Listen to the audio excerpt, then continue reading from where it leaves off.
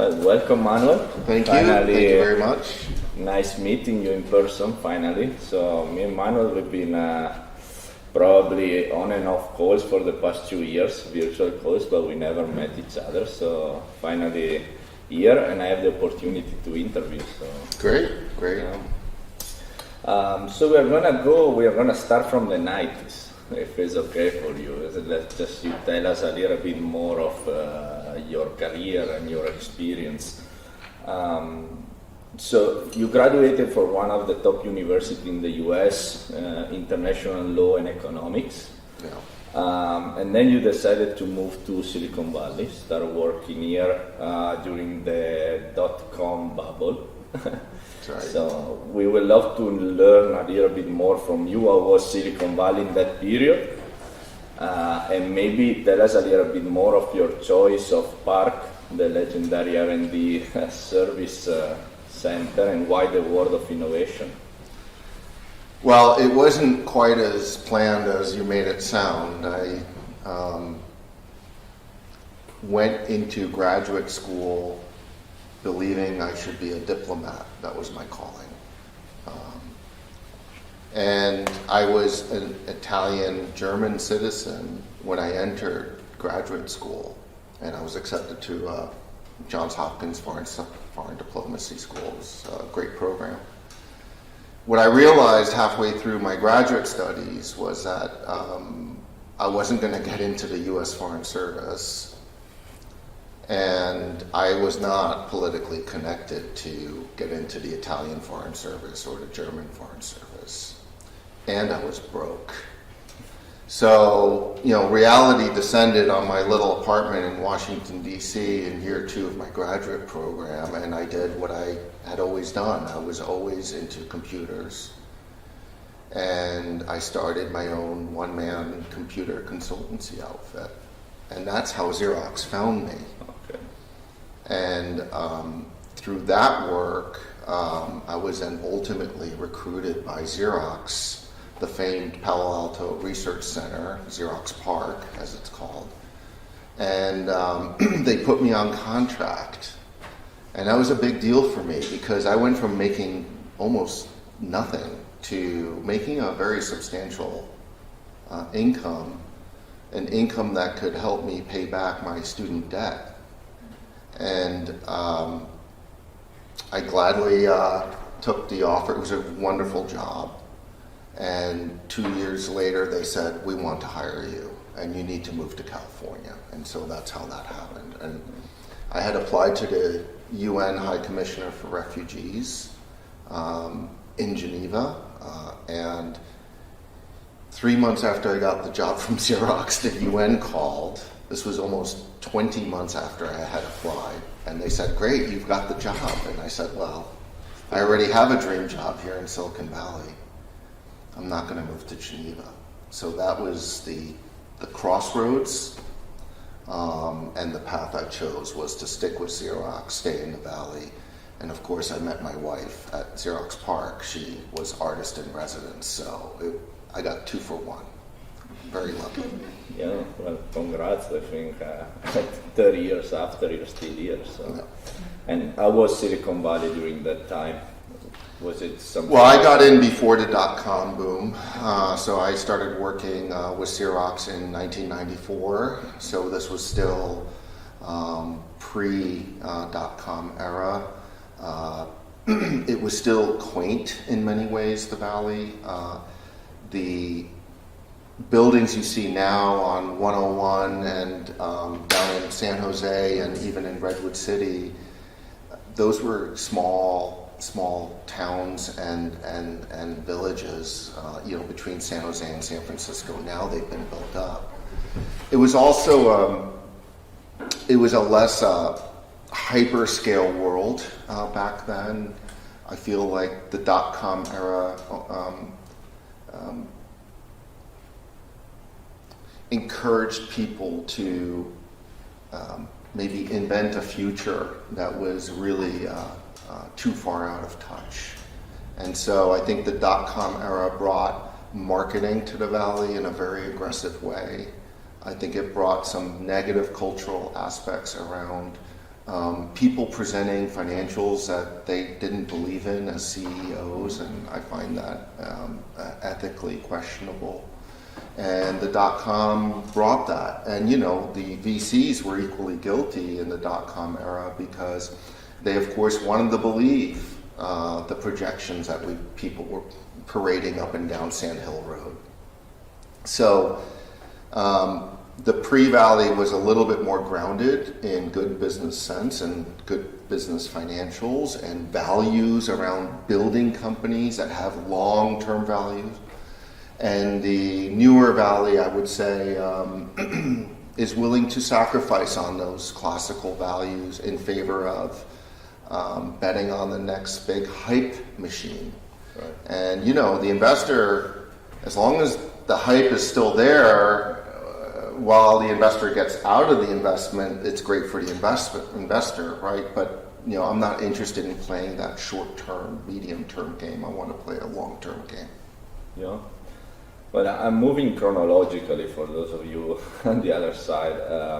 So you joined PARC and Xerox. How relevant was that to train you and to move then to a big corporations like your next move to GE? Well, I would say Xerox gave me bona fide internet credentials. I started building websites in 93 and 94.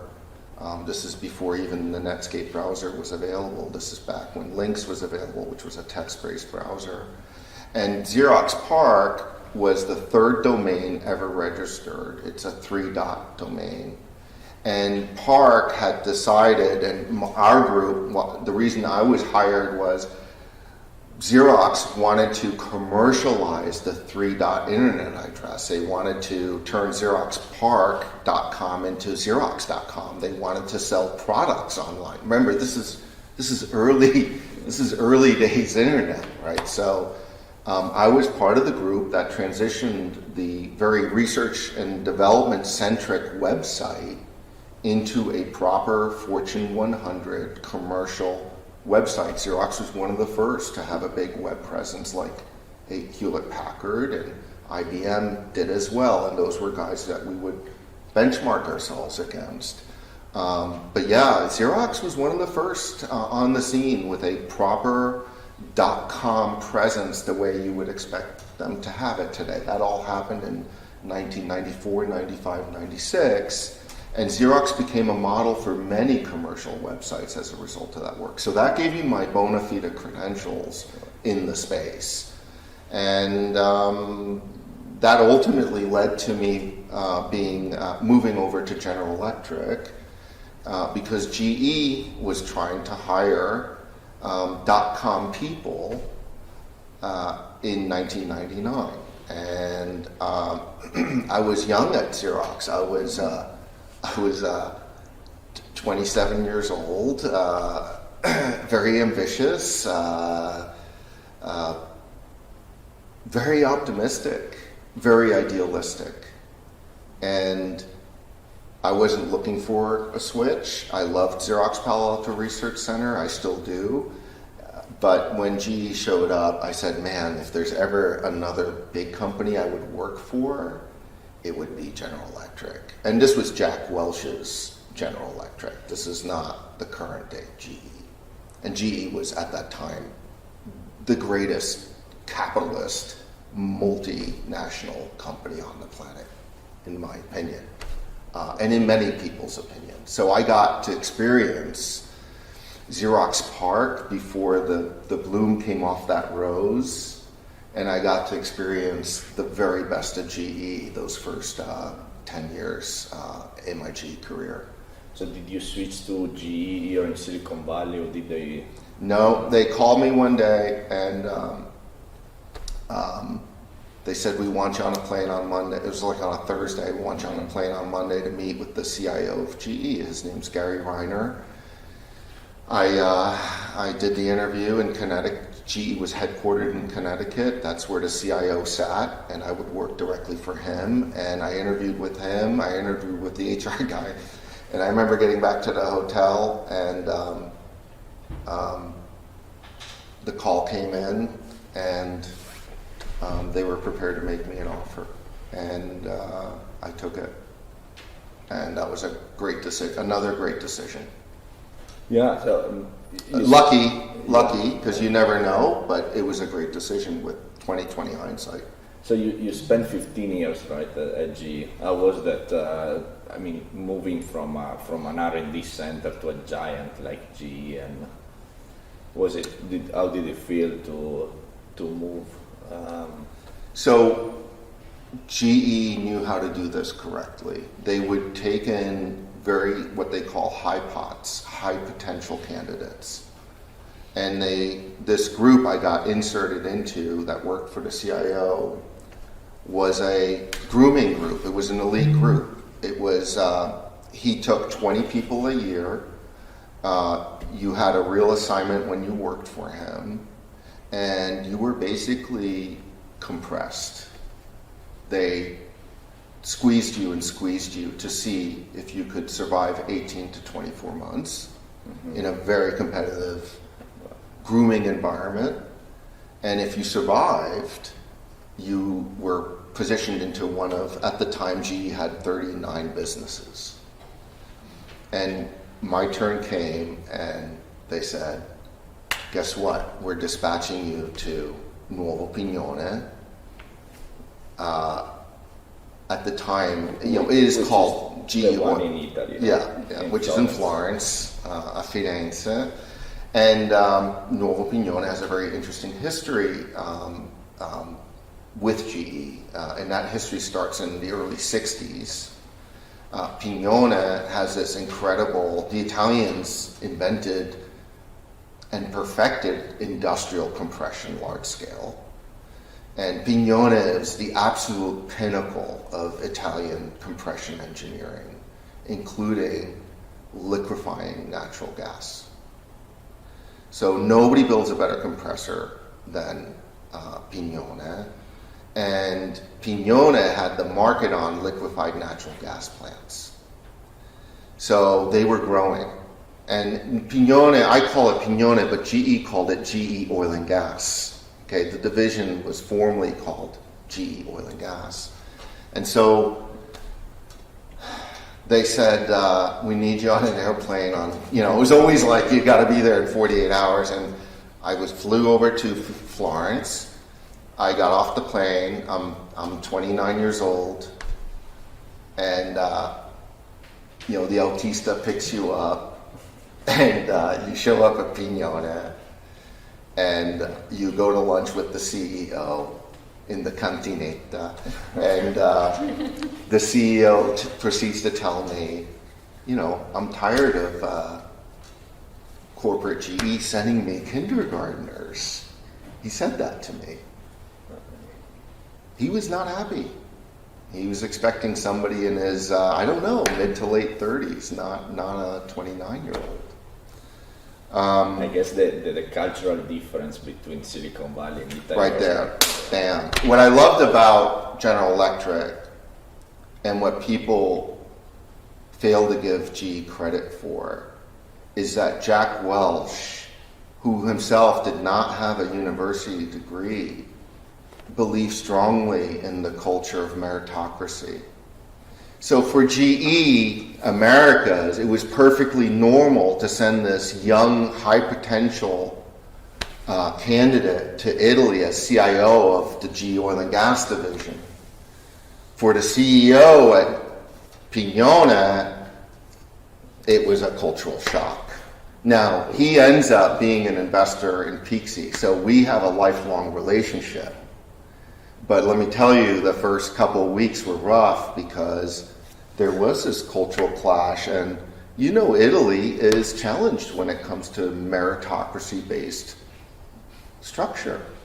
And, I hope we get to some Q&A, but if I'm in that chair, that's what I'm thinking about, is how do I find a company in Italy that's going to honor meritocracy over ageism? Anyway, so yes, that's how I transitioned ultimately to Florence. So you had a long career at GE, then successful. You changed several roles. Yeah. Maybe tell us what the most fun one, the one, or most challenging, maybe. So my competitive advantage was technology. Remember, I'm 29 years old. I'm competing for the same jobs with other GE guys that were 10 years, 12 years, 15 years older than me. So what I brought was this internet angle, and that was my competitive differentiator. So I executed 6 ERP systems as CIO of GE Oil and Gas. The bulk of oil and gas was at Firenze at the time, but we had other companies that we had acquired around the world, actually. And that went well. And then one day I walked into my boss's office. His name's Cloudy.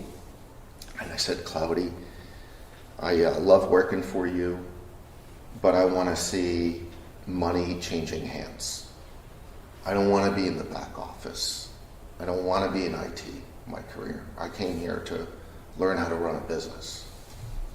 Now remember, Cloudy's got 30 other people working for him that are probably telling him the same exact thing. Right? Everybody at GE dreamed of running their own profit and loss, their own P&L, their own company. But I got my shot. That little $40 million P&L opened up in the pipeline inspection business. I took it. People told me you were crazy because I could have been the next CIO of GE, but it didn't matter to me. I wanted to run a business. And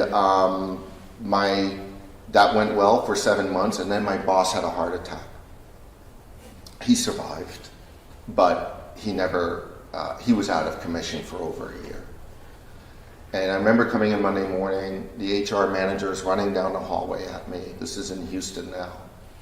I'm running this little P&L of $40 million. And he says, John's had a heart attack. It's touch and go. He's definitely not coming back to work anytime soon. And I said, okay, what do we do? He says, well, Cloudy called from Florence. He says, you're now the CEO of the division.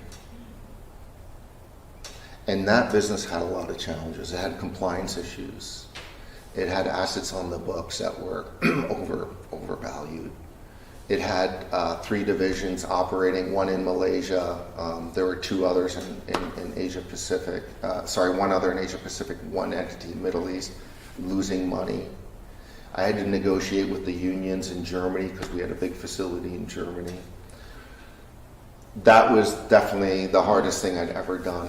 My wife told me that was the first time I lost sleep, where I lay down in bed and I had to lay off 88 people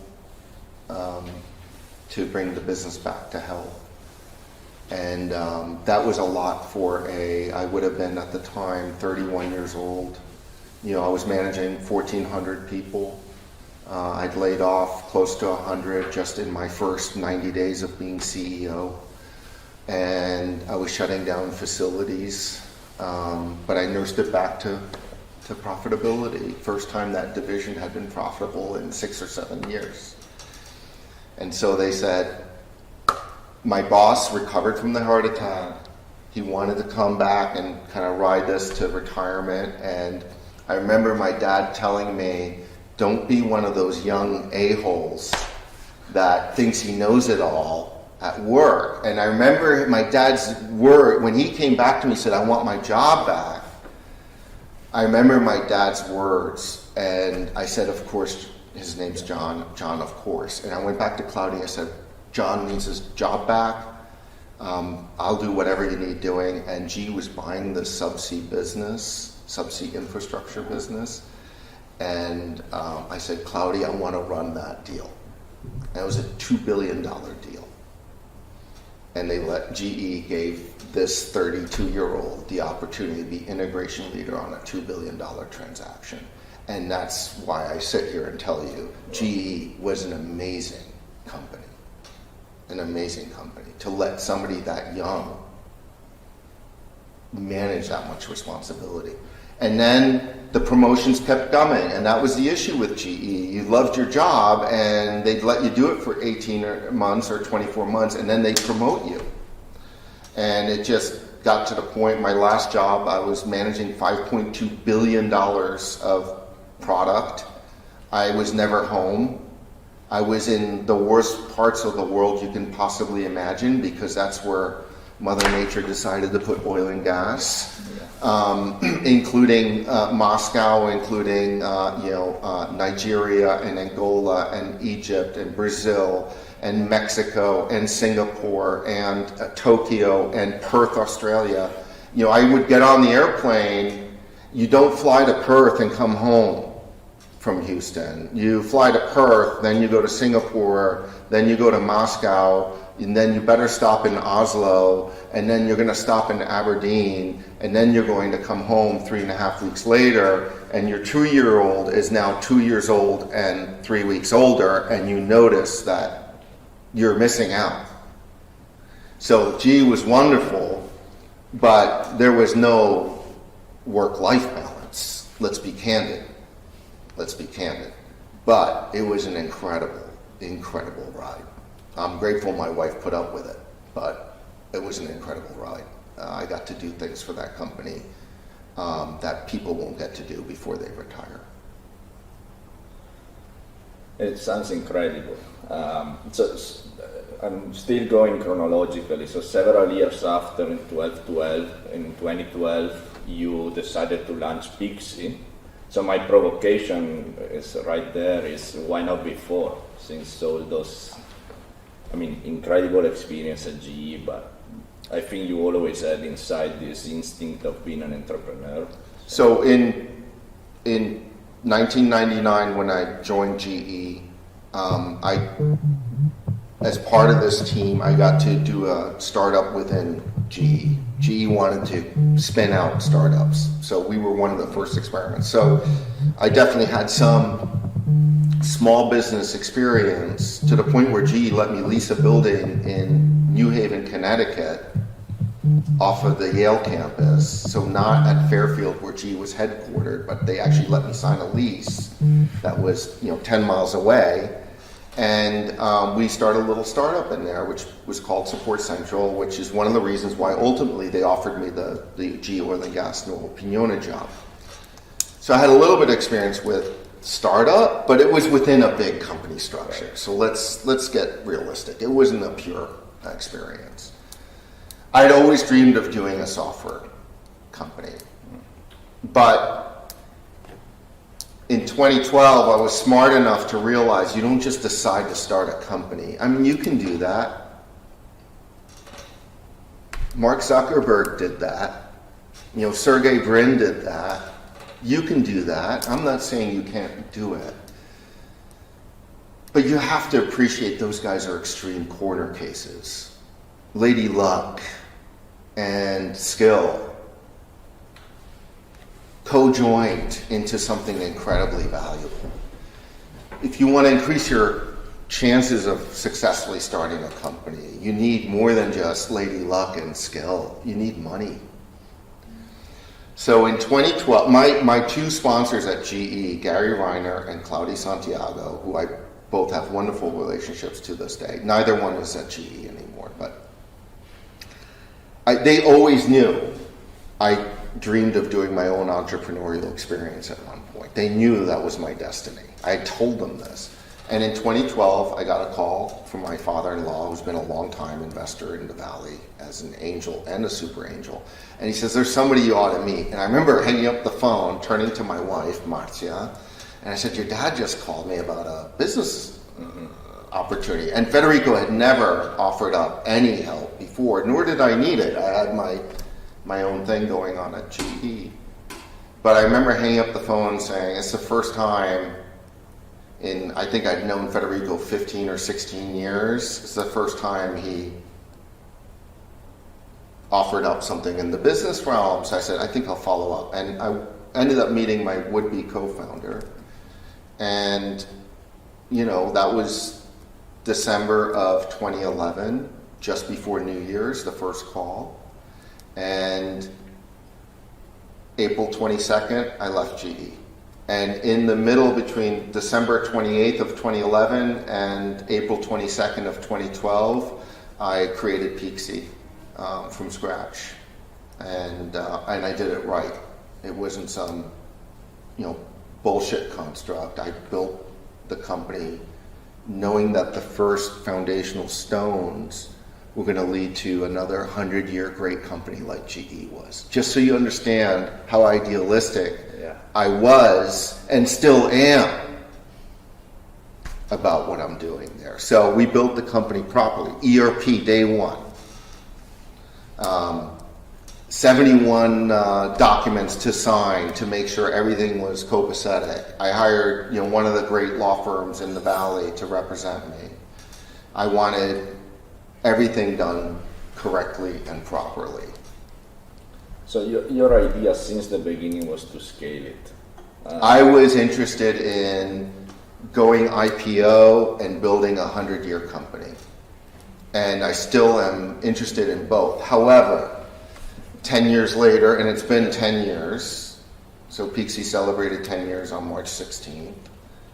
10 years later, my objectives are slightly different priority, and I'd say at the number one position, my objective is to generate value for my shareholders. And my shareholders, of course, include my employees. And I give a lot of stock out. By the way, that's another thing we should talk about before I leave, which is, the Italian venture community is not generous with giving stock to people when you compare that to the American model, which is much more generous in giving everybody a stake in the company. So that's maybe a good Q&A topic, but absolutely. But in terms of, so now you raised 60 million, you are a Series C. 53 million. 53. Series C. Tell us a little bit more of the journey, like idealistic for us, if we want to launch our own company tomorrow. Is it for sure a difficult journey? Which steps are the It's the hardest thing you'll ever do. You will lose your best friends doing it. You will lose family members. You will have the darkest of days where you're not sure the company will be there a week later. And you will be alone. It's a very lonely job, the CEO chair. I don't care if it's a 10-person company or a 300,000 person company. So, I wish somebody had told me these things. Because I put the 10 best years of my career into the company, and I'm one of the lucky ones.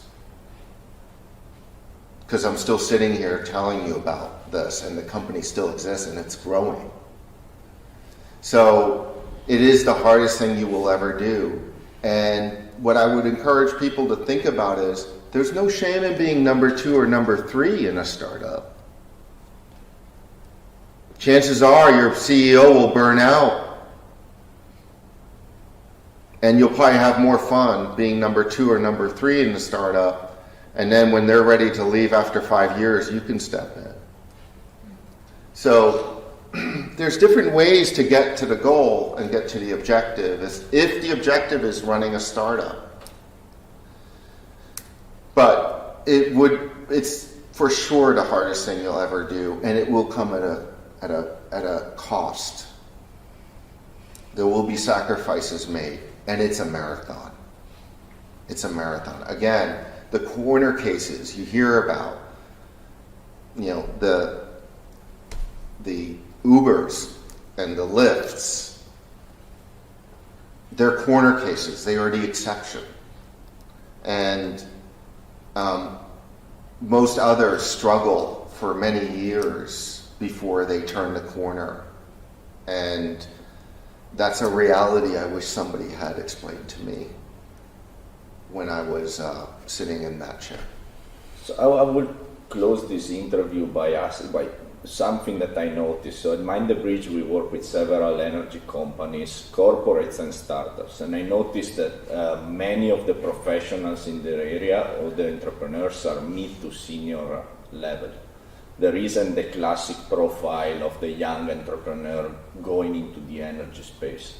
Is that something you saw as well, or if so, what would you recommend to a young professional that wants to enter the world of startups in the energy vertical? And nowadays we need it more than ever, probably.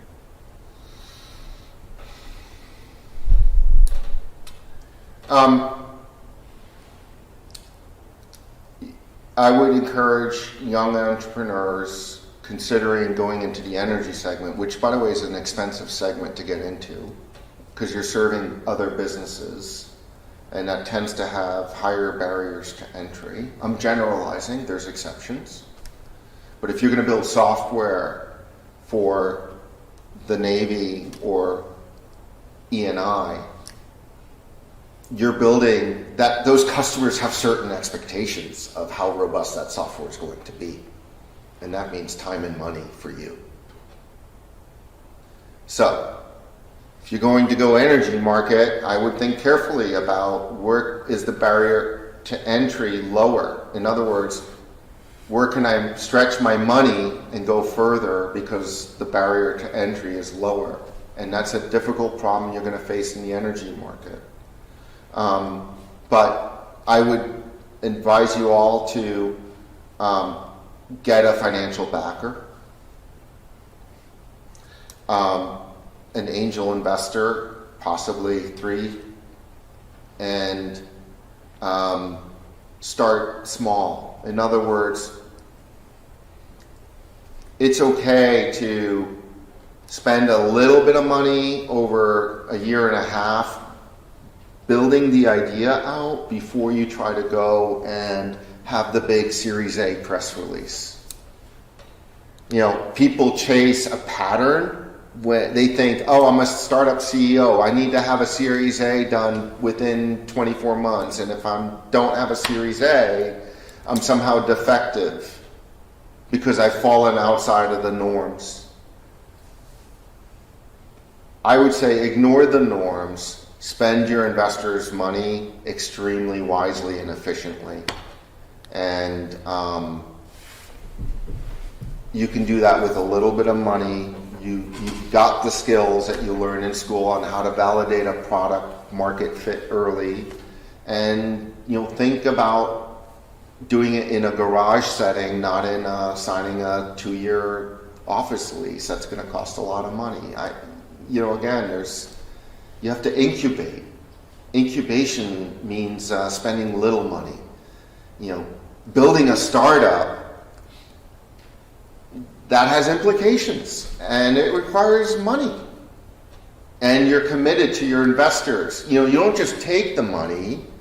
You take the money and you're making promises how you're going to spend it, when you're going to spend it, and when the revenue's going to come. So when you take big investor money, Series A money, you're now committing yourself to a commercial rollout plan.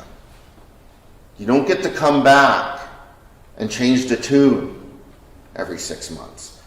So I would say enjoy the incubator phase, enjoy having very little money, get your investors, and make those investors your closest allies, because your company will go through roller coaster ups and downs, and you will not survive the downs if you don't have those 1, 2, or 3 key investors to help you when everybody else gave up hope. Well, thank you very much, Manuel.